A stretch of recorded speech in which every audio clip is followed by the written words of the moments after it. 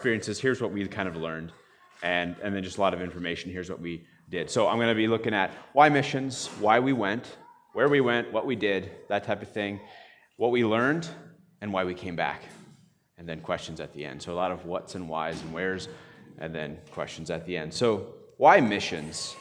Of course, we have the Great Commission of all power in heaven and earth being given to us. Go and make disciples, baptize them, and teach them to observe everything that I commanded you. Jesus' last words to his disciples, right?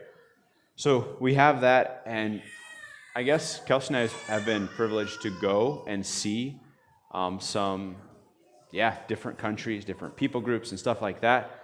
But I think in the end, it kind of comes down to just like, I don't know, maybe even doing away with missions word, but just like intentional Christian living, and that living in obedience to what God tells you. And I think this kind of goes into why we went, but I was often scared that God would lead me somewhere and I'd be living somewhere in a hut and it was just like terrible and I would hate it and I'd have to wear a headdress or something. But God in his grace gives you excitement for where he's leading you. And often the hardest part for me is surrender, is obedience, and just being willing and being open enough to go and do that or whatever. So that's missions, and it's God inviting us into his larger story, and the story of him bringing all people back to relationship, what he created us for, relationship, bringing all peoples and everybody in the world back to that relationship with him, and we get to be a little bit of a part of that. So God doesn't necessarily need us to go, but he invites us to, accomplish his purpose through relationship with him. This opportunity came up back in 2021, and it was exciting. It was actually kind of exciting for us to think about going and just the type of ministry and stuff. And then we went and we visited, and we didn't like it at all. We actually really did not like the city, any of that. So on one side we had this practically it makes sense, and we felt like, okay, maybe God's leading us in this practicality. But then on the other hand, it was but it means city, and it means some of these just not fun parts, and what does this mean for our future, and how do we? And in the end, I think God just asked us to have faith in him. He brought me the story of Jonathan and his armor bearer, and they were camped against the Philistines, and Jonathan gets his armor bearer, and he's like, hey, let's go up and attack these uncircumcised, and it may be that the Lord will work on our behalf. That's not verbatim, but pretty much what he said. And so they go up, he puts out a little bit of a fleece, God says, go ahead. They go up and they kill 20 Philistines, just the two of them. And then the whole camp's in an uproar, and God gets the victory through the Israelite army and stuff that day. Because Jonathan was willing to step out in faith and say, it may be that the Lord will work on our behalf. And I think that's kind of what sealed it for us. We were some parts are just, it is a little bit of we'd rather not go, but let's go, and it may be that the Lord works on our behalf. And it was like that. There was things that God didn't answer, of course, but there was things that God gave us. For instance, our house, here's just a quick story. Praying about a house, there were some things we wanted. We wanted to be close to a park and some things like that. And found a house. We flew down, landed, stayed with some locals for the first couple weeks. Looked for a house, found a house. All right, not fantastic, but let's try it. And nope. They said, we can't accept you as renters because you don't have an income here. Well, we can't get an income here. We're not actually allowed to work. We're on a religious visa.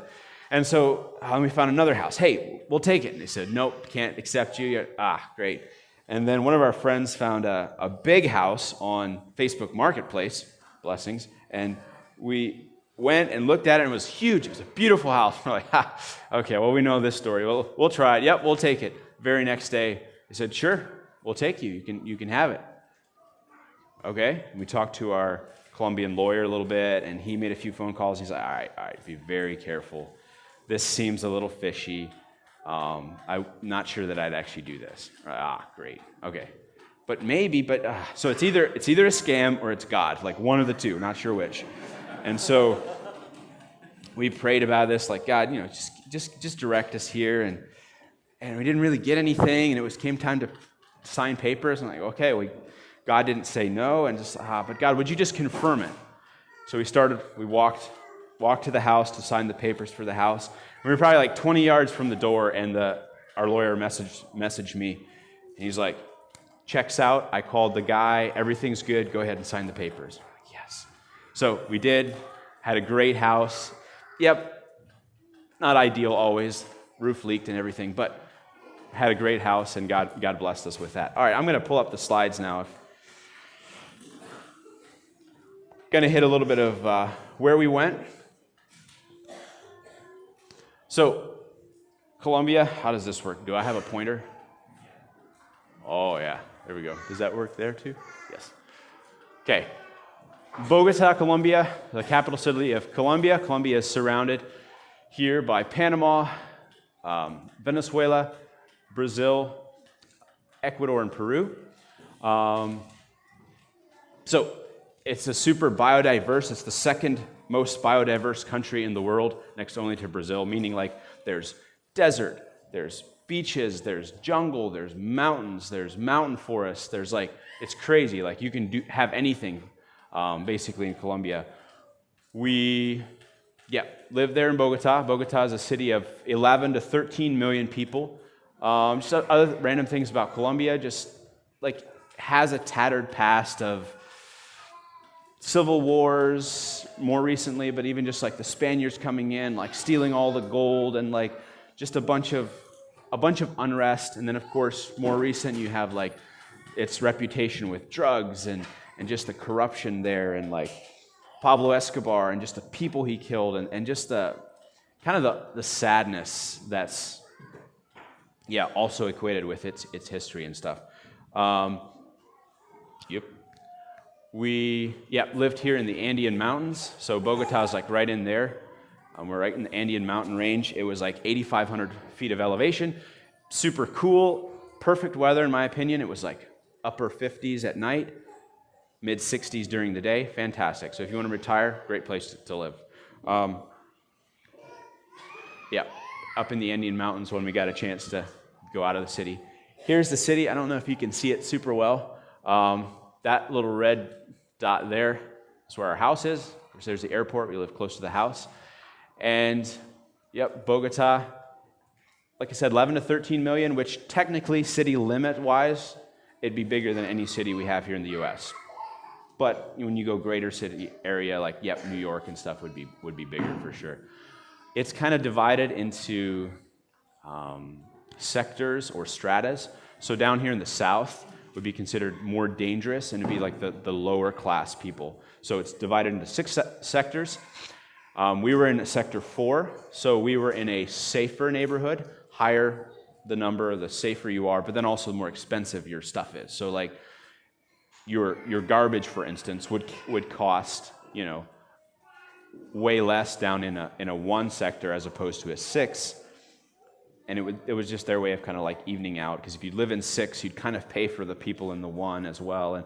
But then as well as safety, if you're living down in a 1 or a 2, which is a tin shack, it's not safe at all. Nothing's safe. But then the further north you go, further towards the 6s, 5, 4, 5, 6, it's safer. But then of course everything costs more. So just kind of give you an idea. And then they had this whole system. They'd ask you where you're from, and then you tell them I live here, and they're immediately okay, so you're kind of rich, but you're not really. And they just they don't have a caste system, but they're definitely really quick to judge you, and okay, I want to be your friend because you live here. It was just kind of a lot of that going on. What else? Yep, there's an outlook of about, let's go back, that's about this half right here. What you can see in the picture is about right here. So, huge city. Our house was about right there, roughly. So, we're also very proud that we are, We are number 3 in the world for worst traffic. So this is just like a regular traffic day. This isn't even anything special, but we're very proud of that. I think we're behind Lima, Peru, and maybe a city in India for worst traffic. So I learned to like decrease my following distance. Like you followed so close, otherwise like people would just cut in front of you, and you have to like rev and then stop and then rev, and then it's interesting. So, and just another video of the traffic.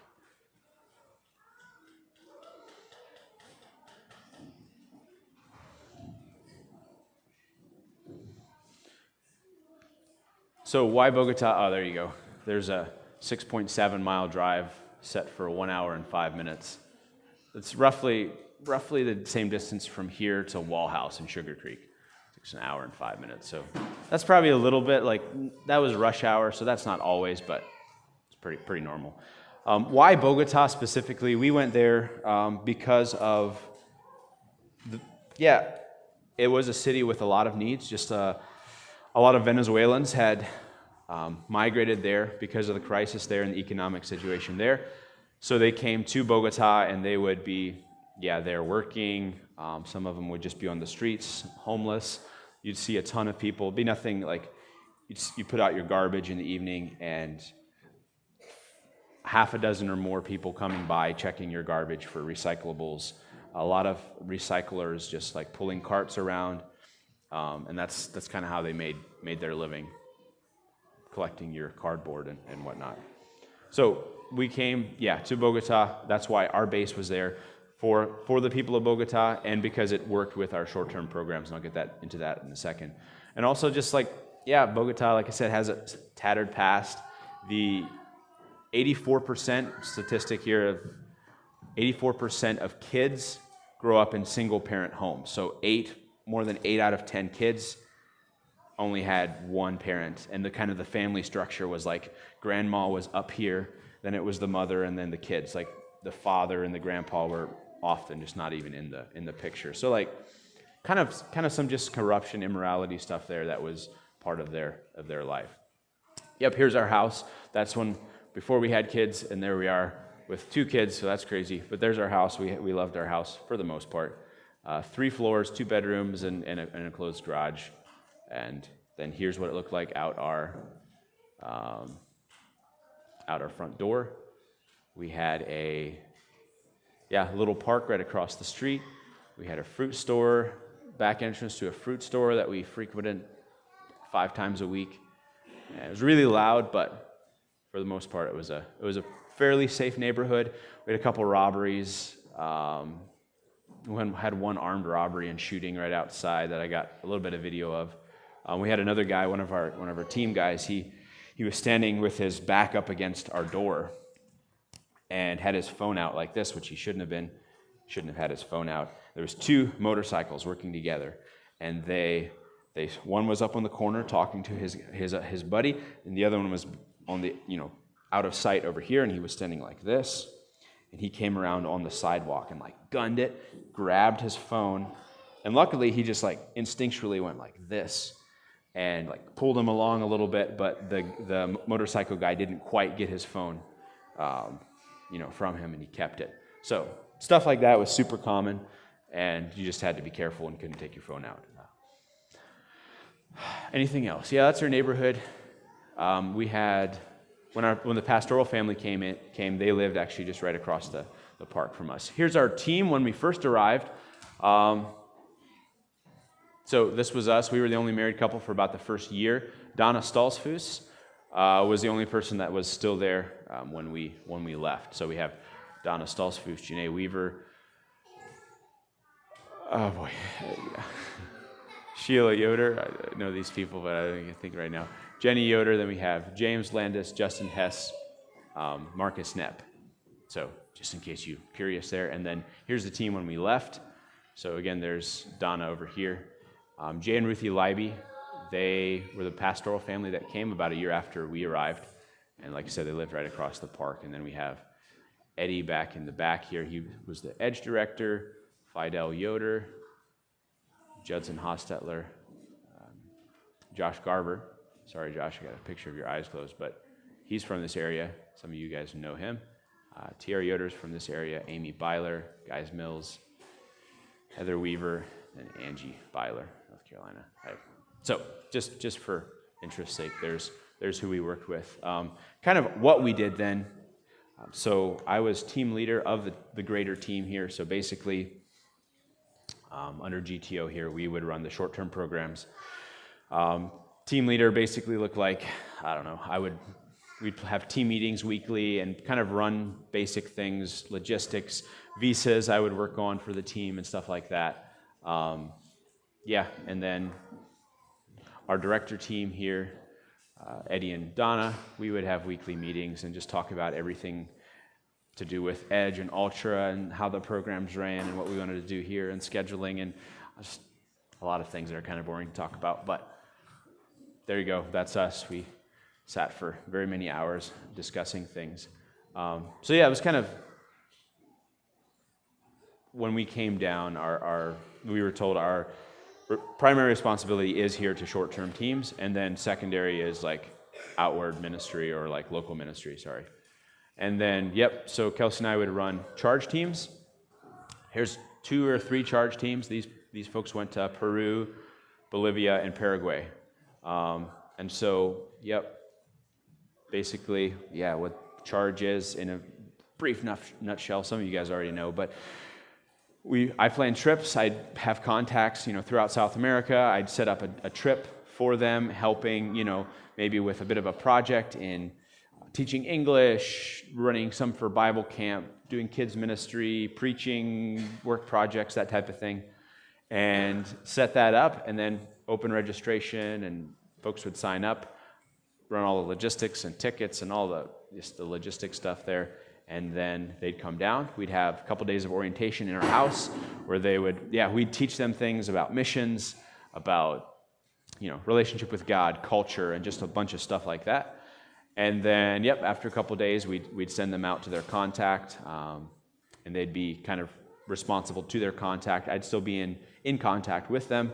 And then after a couple weeks, they'd come back. We'd run some debriefing stuff. We'd listen to their stories, hear what God did, kind of give them tools and stuff to going home, setting them up to going home, and just overarching here that they could see what God's doing in the world and become excited about it, and hopefully come back, hopefully change, hopefully grow in their relationship with God, and maybe their trajectory of their life could change just a little bit.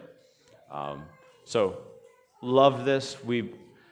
Loved meeting new people. The short-term relationship thing with so many people coming through, I think we ran 30 teams and 140-ish charge people.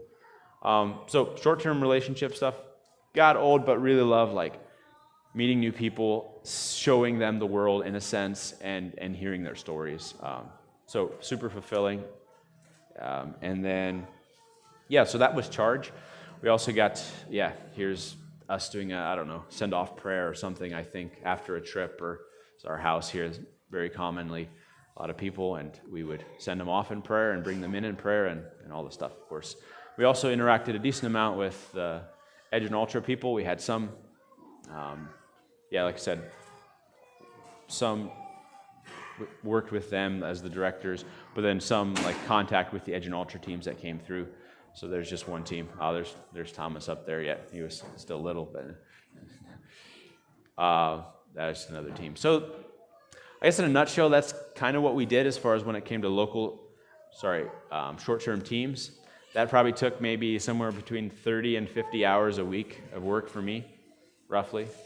And then we also did local stuff. We did food packaging. Some of you guys knew about this. Some of you guys donated to this cause here. Backstory, the Inbera people group, they were kind of up along the western coast of Colombia from that region, are considered unreached, or specifically there's one tribe specifically that is, and then the others are very basically reached with the gospel, and super hard to go in there, so they're super tribal and stuff. They were forced out of their lands. I say forced out. They chose to come to Bogota, the capital, seeking refuge basically from the cartel or from the drug lords. So this is what we were told. It's mostly true. The drug lords would come in, point a gun at them, and be like, all right, you let us use your land and work for us. You leave, or we shoot you. Pick one. And so, of course, they would pick one of those. A lot of them would have to work, and the conditions would be super bad and that type of thing. Well, in this case, they came to Bogota, and they sought help from the government, basically protection from the army to protect them from the cartel and stuff. And so let me jump ahead here a little bit. We'll jump past the food. And they came here to the park, and they just had tents, tarp shelters like this. And they lived here it was basically a year that they were here and that we got to work with them. So yeah, we would go buy food, bring it into our house, set up kind of an assembly line, and we'd go through and grab some rice, some tuna or sardines, a little bit of salt, some arepa flour, and some potatoes, some diapers, package them up, and we load them into our trusty car, and then we take them and do food distribution, and that'd be kind of our way in, and then through that we would back up then, but we would tell stories as a way to like present the gospel. So their perception of God and their starting point was quite a bit different. And so we just like a lot of stories. I was telling the story of the three Hebrew children here, and talking about the fact that this God, the one that delivered them from the fiery furnace, like in that day, King Nebuchadnezzar said, this is the only God, the true God. And I was like, that is the same God we pray to. This is when we talk about God. We're not saying the God of the sun or the overarching many gods that they would have, but it's the one God, the creator God, the only God. And then we'd pray to that God and kind of try to give them a framework and a basis to present Jesus and that type of thing. So we'd go in, we'd tell a story, and of course they'd listen to the story because there was food promised, and then we would pass out food. There's some really good local people still working with them, and our team isn't working with them as much anymore since they moved out of the park. They're now into other little buildings, and some of their basic needs are taken care of, but just this month, the team's going to go back and start having more contact with them. There's also a couple different locations where different tribes are located, and sometimes they'll let you in. And anyways, it's a little bit confusing, but that's a lot of what we did there with the past year here in 2024 of food distribution and storytelling. So there you go. We'd also did some other random things here's two young people from church. I did some English classes with them for a while. I did some basketball for a while with some of the local guys. Just a way to create some relationships and stuff. What else? Here's our church. We went to a Reformed Baptist church. So that was super interesting. We sang hymns the entire time.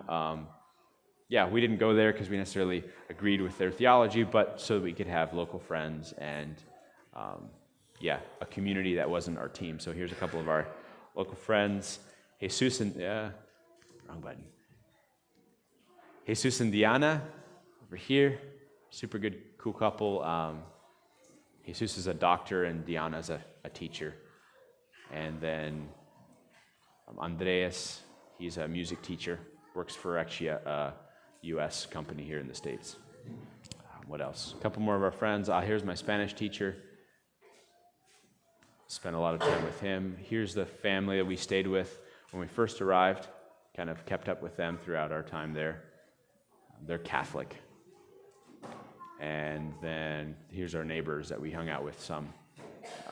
Went to their daughter's birthday party, invited them over and that type of thing. Okay, there's a brief overview. I'm going to give you that picture to stare at while I finish up. So what we learned. It's a lot of things we learned. I wish I could articulate it super well, but But I think one of the biggest things I learned personally is like, I thought maybe like when you were doing missions, you would suddenly feel differently or like have this extra crazy power or whatever. But like God taught me that I need to do missions or whatever I'm doing with him, in relationship with him, and not just for him. That makes sense? So God basically told me, look, if you don't even have time to spend with me because you're doing all these things, then go home.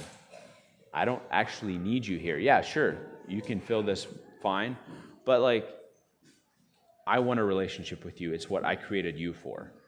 So go home, whatever. And just like the passage there, I think it's in Matthew 6 or 7, where it's like many will say, God, I did all these things for you, but God said, no, go away. I never knew you. But that's what I believe God wants, is a relationship with us. That's what he created us for. And that's why we do missions, right?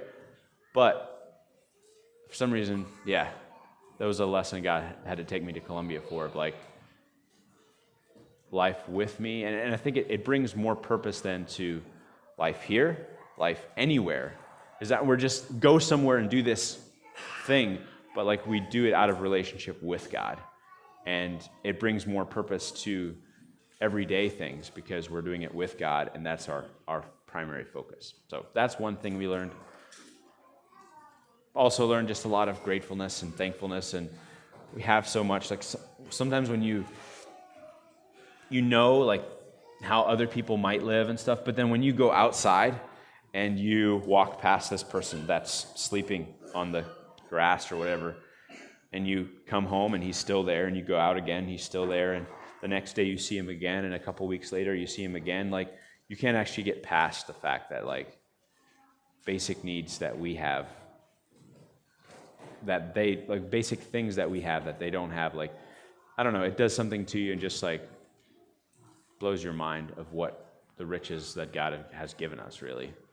And so anyways, that's something else we learned. And why we came back. I think there were some hard parts of being there. Of course, there were some things we struggled with, some things that we didn't have as a family, right? And so that parts of that played into it. It wasn't ideal. The city isn't ideal for a family. Going out was super difficult, some of those things. And I think part of that, what my family needed, what some direction we got from the church, and then finally kind of how God led us. I was struggling with leaving. We had kind of made the decision, kind of felt like that's where God was leading us. And so I was trying to put Chester to bed, and he wouldn't go to sleep, and he was scared, and I was sitting there with him, and God's like, hey, it's a good time to talk. I was like, okay. And God's like, and I had been asking him specifically, God, what do you want me to know about going home? And he said, look, we'd been studying Psalms 27, 23. God is my shepherd, I shall not want. He's like, look, I'm your shepherd. You're not. If you were your shepherd, yeah, you might stay, and because you care about the team and that type of thing. You might do this or that, but since I'm your shepherd, I want to take you home because I need to give you some rest. I want to be your shepherd. I want to fill you. And so, yeah, our gracious God, like he gave me that word of just like, I want to be your shepherd, and I don't want you to be your shepherd. Because I know when I'm my shepherd, it sometimes feels better because it almost feels like I can like control things a little bit better and do things a little bit, not as scary. I don't have to surrender as much or trust God as much. But God said, because I'm your shepherd, here's where I'm leading you. And ultimately that would give us peace for coming home. So a lot more could be said.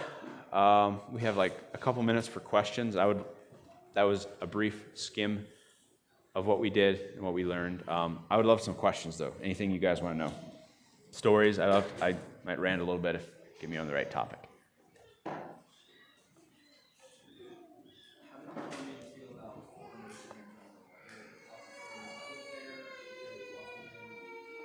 How do Colombians feel about foreigners in general?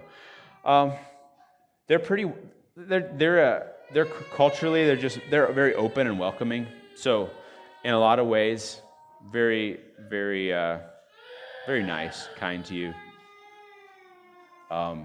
They definitely view you as like rich, kind of like with a lot of money, and they'll want to be your friend for the most part. Sometimes because of the money, sometimes hard to tell, but you're definitely like a target in some ways, specifically in Bogota for like thieves and stuff. But then in general, just like very kind and like open and welcoming. They don't like there's not that much tourism, so like the whole like idea that Americans are like loud and drunk isn't quite as much, just because like there's not a lot of tourists there. Yeah.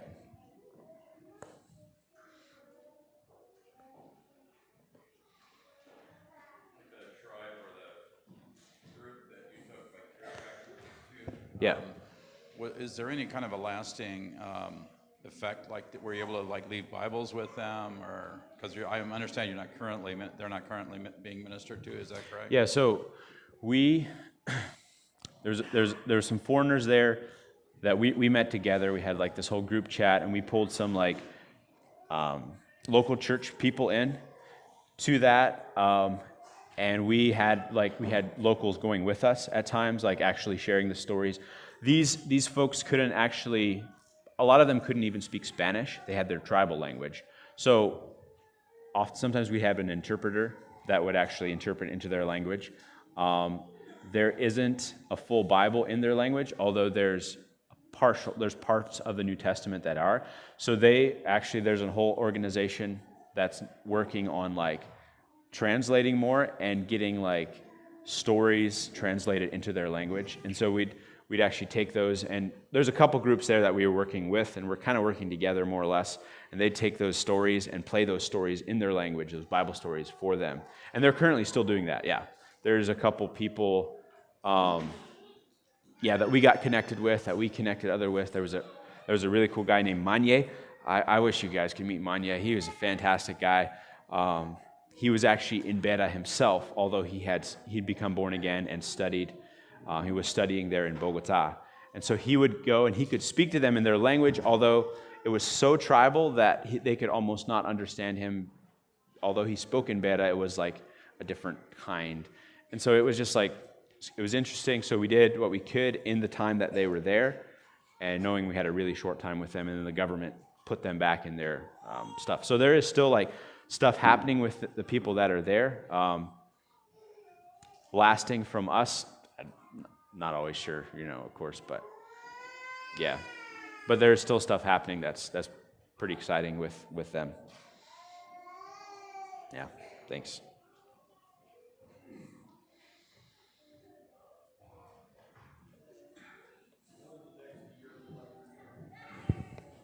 Sorry, I don't know if you heard me.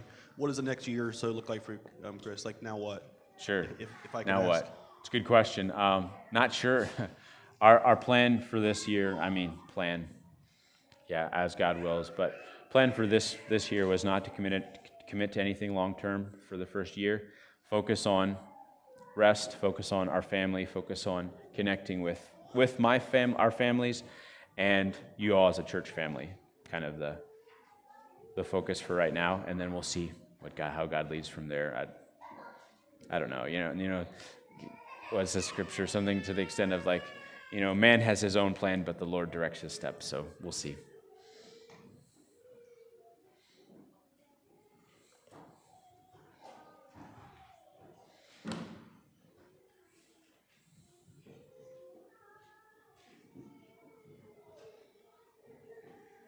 All right. Weston, I guess I turn it back to you. Thanks so much. Thanks for the opportunity to share.